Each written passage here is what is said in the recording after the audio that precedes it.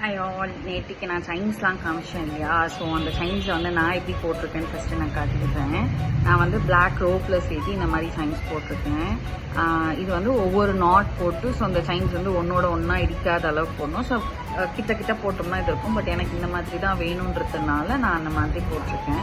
So நான் என்னென்ன science போட்டிருக்கேன்னா, cycle போட்டிருக்கேன், அண்ட் லேண்டன், இது வந்து ரெயின்போ, இது வந்து கீ, அண்ட் இது வந்து சும்மா ஒரு டிசைன் மாதிரி இருந்துச்சு. இது ஒரு ட்ரையாங்கிள் ஷேப் இந்த மாதிரி.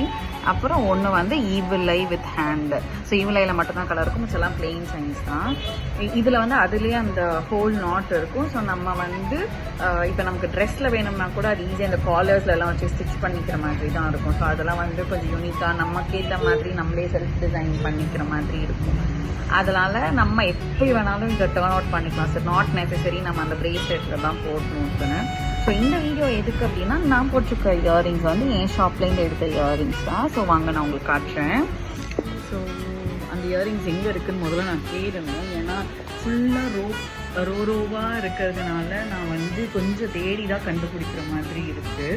ஸோ வி சர்ச் எங்கே இருக்குன்னு, அதாவது கம்மல் கடையிலே எங்கே இருக்குது அந்த கம்மல்னு தேடுற ஒரு ஆள் நானாக தான் இருப்பேன். சும்மா கம்மல் கடையில் கம்மலை காணோன்றது தான்.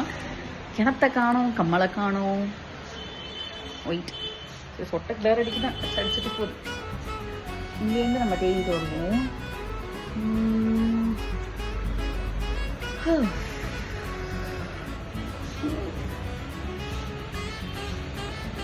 ஓகே, இந்த கோல்டு இதெல்லாம் இங்கே தான் இருக்குது. ஸோ கண்டுபிடிச்சாச்சு. ஸோ இங்கே இருக்க அந்த இயரிங்ஸு பாருங்க.